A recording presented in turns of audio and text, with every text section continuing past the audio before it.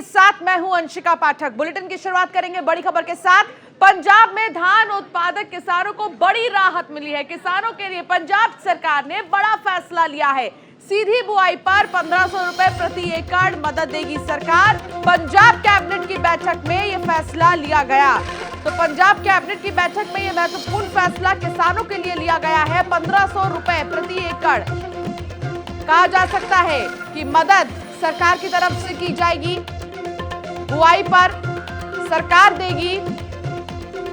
तो धान उत्पादक किसानों को तोहफा सरकार की तरफ से, पंजाब सरकार की तरफ से ये बड़ा तोहफा है किसानों के लिए। हालांकि चुनाव के पहले ही भगवंत मान ने कुछ चीजों को लेकर फैसला किया था और वादा किया था, लेकिन अब उन वादों पर अमल करते हुए भगवंत मान की तरफ से एक फैसला और कैबिनेट में लिया गया है और वो ये कि 1500 रुपए प्रति एकड़ की मदद देगी सरकार बुआई पर।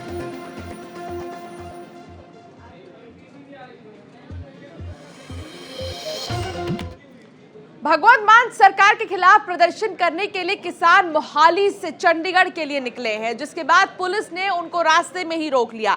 किसानों का कहना है कि हमें यहीं पर ही रुककर अपना प्रोटेस्ट करते रहना है। जब तक भगवंत मान हमारी मांगों को पूरा नहीं करते तब तक यहीं पर रहेंगे। हम अपना पूरा सामान अपने साथ लेकर आए हैं। हम दिल्ली की तरह ही इस बार चंडीगढ़ में पक्का मोर्चा लगाएंगे।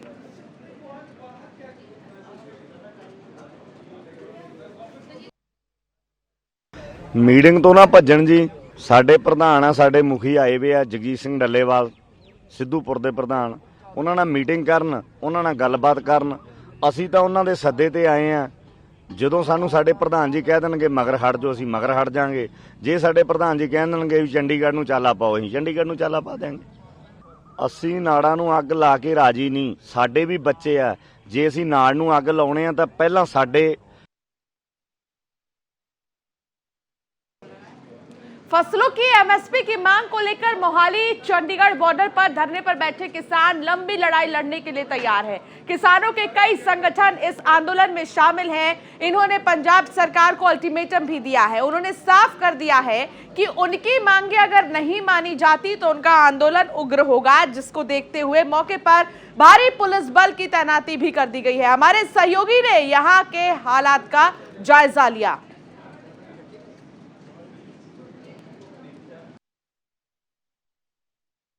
इस समय हम मोहाली के वाईपीएस चौक में खड़े हैं, जहां पे किसानों के द्वारा पक्का धरना दिया गया है।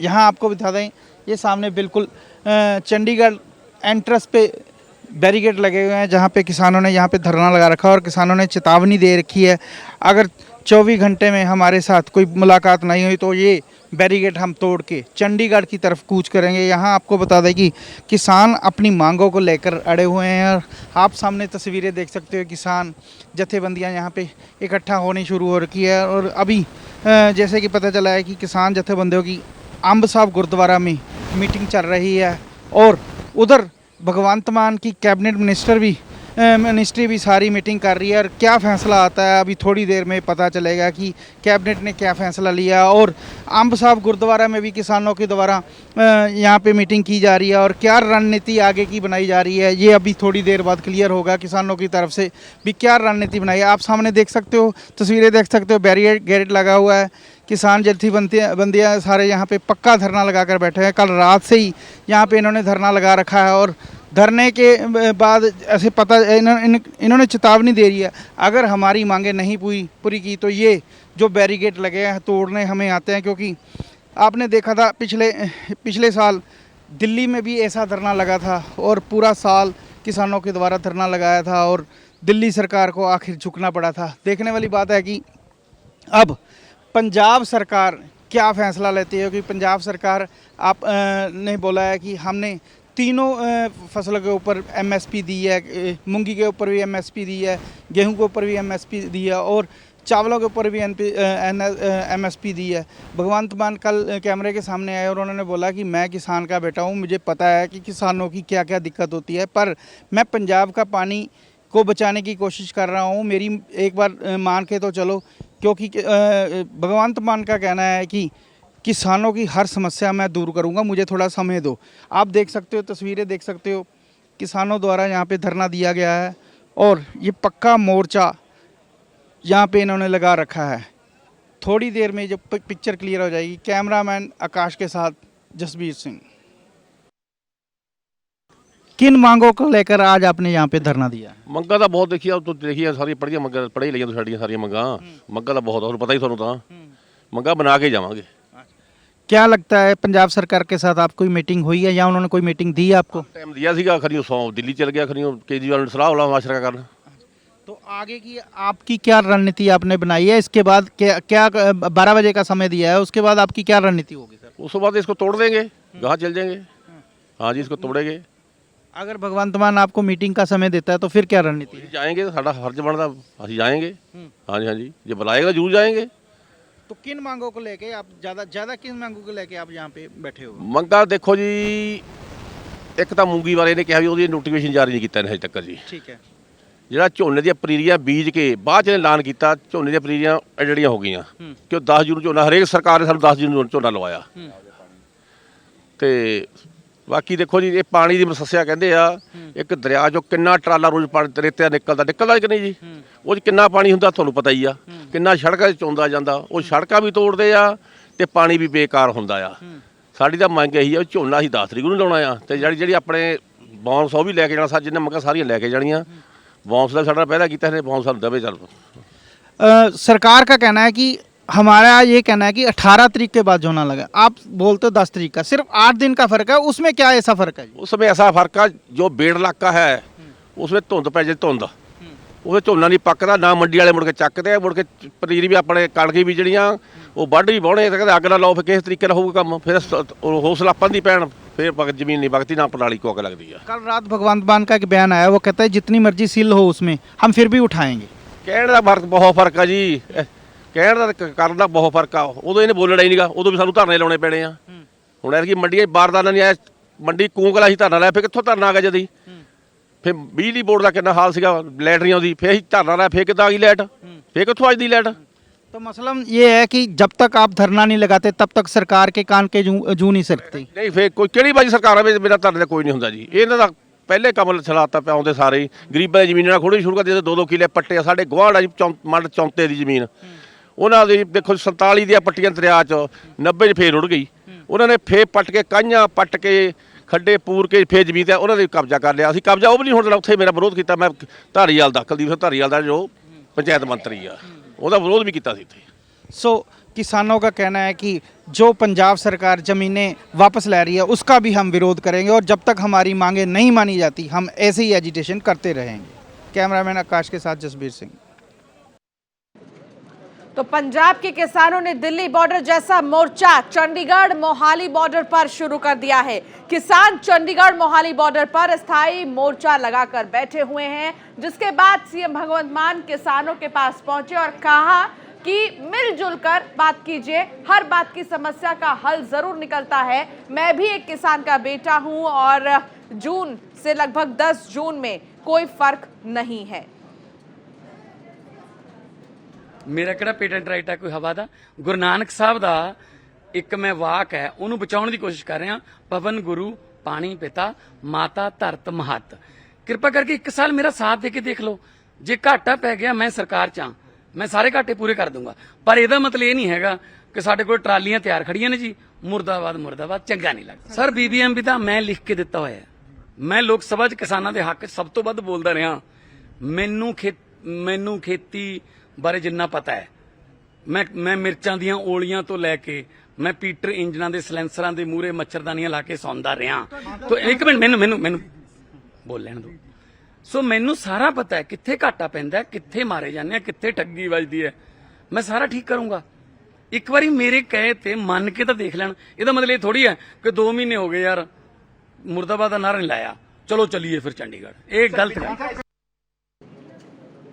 हालांकि अब इस पूरे मामले पर खुद जो मुख्यमंत्री हैं भगवंत मान, उन्होंने किसानों से बातचीत की और कहा कि बैठकर मिलजुल कर समस्या का हल निकाला जाएगा। हमारे साथ हमारे सहयोगी सतेंद्र जुड़ गए हैं। सतेंद्र, जिस तरीके से भगवंत मान ने आश्वासन दिया है कि सारी समस्याओं को दूर किया जाएगा, मिलजुल कर बैठकर बातचीत करें, और क्या कुछ कहा भगवंत मान ने, उनकी क्या बड़ी बातें थी?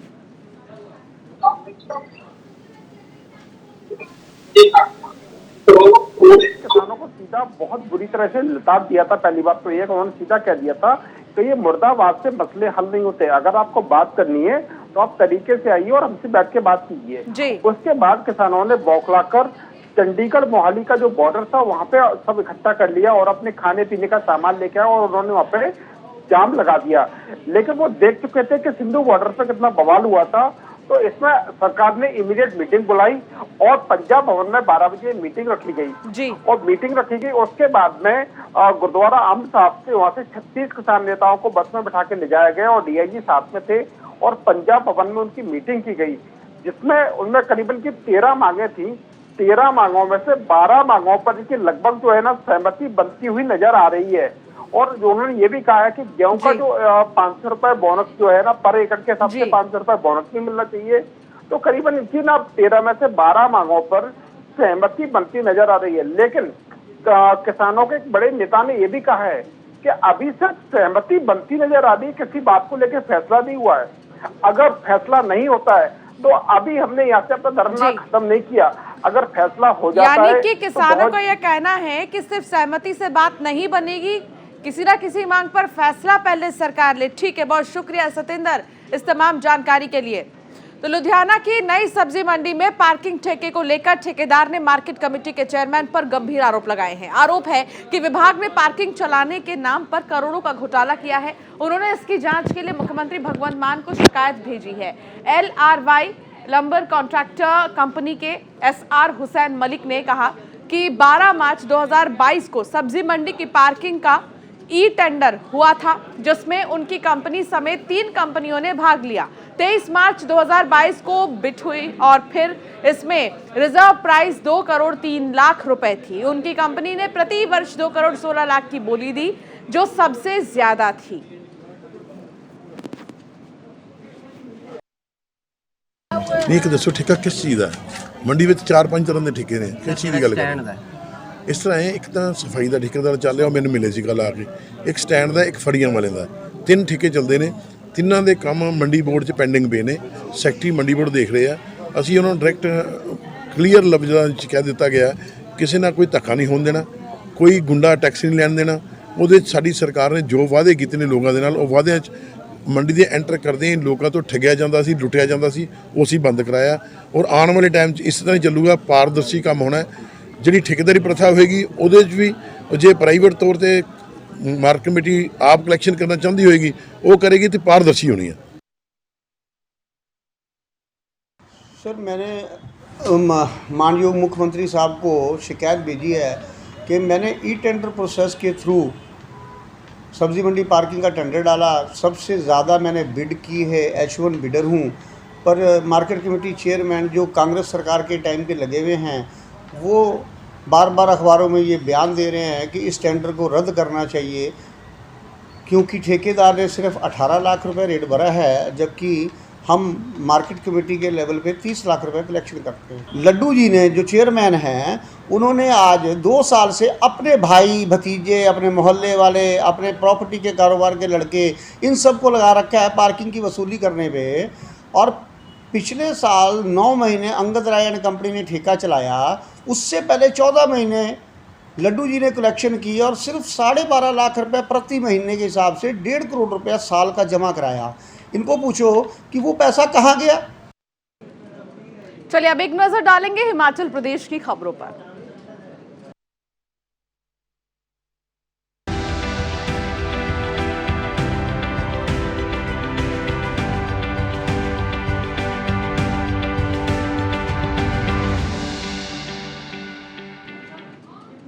तो हिमाचल प्रदेश सरकार 2022 में बेहतरीन विकास के दावों की बात जगह जगह अपने मंचों के माध्यम से कह रही है, लेकिन क्या उसी विकास की राह पर शिक्षा को भी आगे बढ़ाया गया है? तो जवाब मिलेगा ना। हम बात कर रहे हैं चंबा जिले का एक स्कूल जिसे 2017 में अपग्रेड होकर सीनियर सेकेंडरी स्कूल बनाया गया था, लेकिन शायद सरकार स्टाफ देना ही भूल गई थी, जिसके चलते बच्चों की पढ़ाई दिन प्रतिदिन प्रभावित हो रही है। इसी बात से तंग होकर यहाँ के करीब 80 बच्चों ने दूसरे स्कूलों के लिए पलायन कर लिया है ताकि उनका भविष्य खराब ना हो। ये स्कूल हिमाचल प्रदेश विधानसभा के उपाध्यक्ष का विधानसभा क्षेत्र है।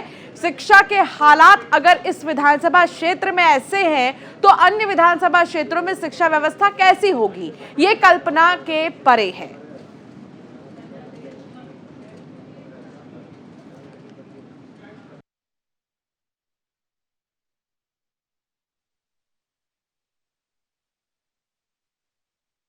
यहाँ पर +1 और +2 का स्कूल है, लेकिन यहाँ पर पिछले 5 सालों से अभी तक टीचर नहीं पूरी तरह से टीचर नहीं आए हैं।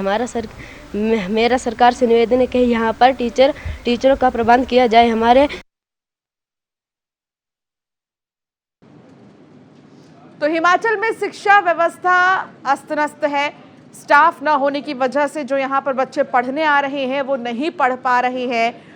वादे तो बहुत सारे किए गए थे शिक्षा को लेकर, स्कूल को लेकर, साथ ही यहाँ पर जो बच्चे पहुँच रहे हैं उनसे तमाम वादे किए गए थे, लेकिन वो वादे सिर्फ एक वादे ही रह गए, उन्हें पूरा नहीं किया गया। तो यहाँ के जो बच्चे हैं लगभग 80 छात्र ऐसे हैं जो अब पलायन करने को मजबूर हैं। उनका कहना है कि यहाँ पर पढ़ाई नहीं हो रही है, जिसके चलते पलायन करना पड़ रहा है। इन सब के बीच सवाल तो तमाम खड़े होते हैं कि आखिर शिक्षा की व्यवस्थाएं अगर ऐसी हैं विधानसभा क्षेत्र में, तो आखिर बाकी जगहों पर क्या स्थिति होगी।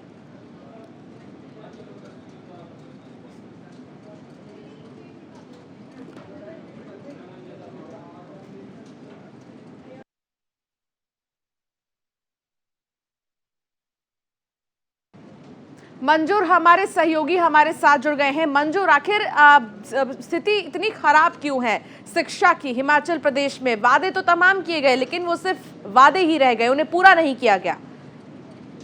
देखिए, मैं आपको बताना चाहूँगा, हिमाचल प्रदेश में वर्ष 2017 में कांग्रेस पार्टी की सरकार थी तो उस समय इस स्कूल को अपग्रेड किया गया था, लेकिन स्कूल अपग्रेड होने के बाद 5 साल तक समय बीत चुका है और 5 साल में एक भी प्रवक्ता स्कूल में नहीं लाया गया है, जिसके चलते बच्चों को भारी परेशानियों का सामना करना पड़ रहा है। इसी स्कूल से 80 के करीब बच्चों ने पलायन करना शुरू किया है और अन्य स्कूलों में एडमिशन ले रहे हैं। सबसे बड़ा सवाल पहले यहाँ पे ये होता है कि हिमाचल प्रदेश सरकार मिशन रिपीट की बात करती है, लेकिन अगर बच्चों के लिए बेहतर शिक्षा हिमाचल प्रदेश में नहीं मिलेगी तो मिशन रिपीट कैसे होगा? बहुत सारे सवाल यहाँ पे खड़े होते हैं क्योंकि बच्चे परेशान हो गए हैं। बच्चों को शिक्षा घर से ये 10 से 15 किलोमीटर दूर जाना पड़ रहा है। ऐसे में लोग परेशान है, अभिभावक परेशान है कि अगर स्कूल खोला गया है, स्कूल अपग्रेड हुआ है तो बच्चों को यहाँ पे स्टाफ मुहैया क्यों नहीं करवाया गया है? बहुत सारे सवाल आज अभिभावक खड़े कर रहे हैं। चलिए ठीक है, बहुत शुक्रिया मंजूर इस तमाम जानकारी के लिए। अमेरिका सरकार की अपर सचिव और तिब्बती मामलों में अमेरिका की विशेष संयोजक उजरा जया अपने 5 दिवसीय भारत और नेपाल दौरे पर हैं। इसी सिलसिले में उजरा जया सीधे हिमाचल प्रदेश के धर्मशाला में पहुंच गई। भारतीय मूल की उजरा जया अमेरिकन सरकार में अति महत्वपूर्ण ओहदे पर हैं और इन्हें यूएस सरकार की ओर से मानव अधिकारों, लोकतांत्रिक शासन और मानवीय प्राथमिकताओं के मद्देनजर भारत में भेजा गया है। इसी कड़ी में आज उजरा जया सीधे अमेरिकन दूतावास की एक और प्रतिनिधि पैट्रिसिया ए लसीना के साथ धर्मशाला पहुंच गई हैं। Z+ सुरक्षा के बीच यहां उनका निर्वासित तिब्बतीय नागरिकों और सरकार की ओर से भव्य स्वागत किया गया। तस्वीर आपको हम दिखा रहे हैं कि आखिर हिंदी संस्कृति के हिसाब से कैसे उनका स्वागत किया गया। सोलन नगर निगम सोलन को स्वच्छ और सुंदर बनाने के लिए हर संभव प्रयास कर रही है। अब दिन में ही नहीं बल्कि रात को भी सफाई कर्मी शहर को स्वच्छ रखने के लिए सफाई करते देखे जा सकते हैं। हिमाचल में ये पहली बार है जब रात को भी सफाई का काम चल रहा है। इसे सोलन वासी बेहद अच्छी पहल बता रहे हैं। शुरुआती तौर पर इसमें कुछ खामियां भी आ रही हैं, जिसे सोलन नगर निगम जल्द विचार विमर्श कर उसे भी समाप्त करने का प्रयास कर रहा है ताकि ये पहल भविष्य में भी जारी रह सके। नगर निगम मेयर पूनम ग्रोवर ने भी शहरवासियों को सहयोग करने की अपील की है। तो तस्वीर आप देखेंगे। नगर निगम समय के लिए नए कदम उठा रहा है, तो हमने अभी जो है मंडे से शुरुआत की है कि रात को 9 से 12 भी हमारे सफाई कर्मचारी हैं शहर की सफाई करते हैं। तो मेरा आपके माध्यम से सभी दुकानदारों से भी आग्रह है और अपील रहेगी कि सभी दुकानों के आगे CCTV कैमरे लगे हुए हैं। अगर कोई दुकानदार रात को जब दुकान बंद करके जाते हैं, कूड़ा सड़क में फेंकते हैं, तो उन पे जो है सख्त कार्रवाई की जाएगी। अगर वो दुकान का कूड़ा इकट्ठा करके एक बैग में वहाँ किनारे पे रख दें, हमारे सफाई कर्मचारी रात को जाते हैं, कूड़ा वो वहाँ से उठा लेंगे, पर ऐसा नहीं है कि वो रोड पे फेंके। उनकी हिमाचल के सोलन शहर के टैंक रोड स्थित शिशु पार्क में इन दिनों गंदगी इतनी ज्यादा बढ़ गई है कि आसपास के बच्चे पार्क में खेलने के लिए नहीं आ पा रहे हैं। तो वहीं दूसरी तरफ पार्क में बच्चों के खेलने के लिए एक भी झूला सही स्थिति में नहीं है। झूले टूटे हुए हैं, जिस कारण बच्चे भी पार्क में आना नहीं चाहते हैं। स्थानीय लोगों का कहना है कि शहर के टैंक रोड स्थित पार्क सिर्फ नाम मात्र का ही रह गया है। वहां पर बच्चों के लिए किसी भी प्रकार की खेलने की सुविधा नहीं है। उन्होंने प्रशासन से पार्क की स्थिति सुधारने की मांग की है। यहाँ उनको इतना बोला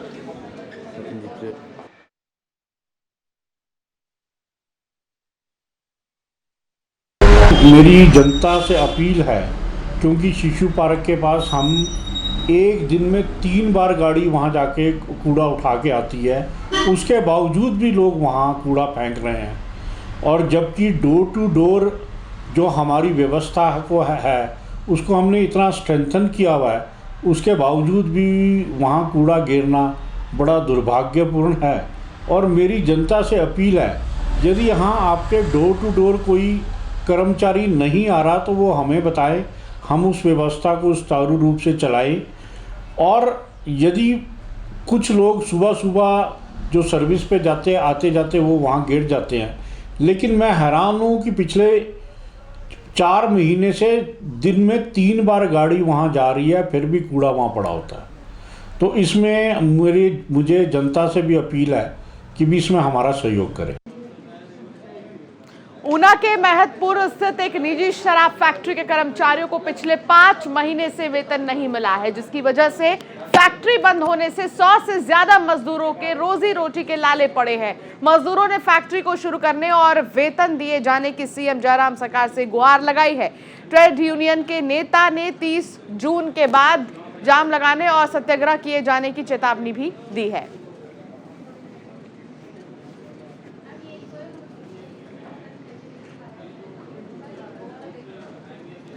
और चलिए, बुलेटिन में फिलहाल इतना ही। आप बने रहिए न्यूज़ इंडिया के साथ। नमस्कार।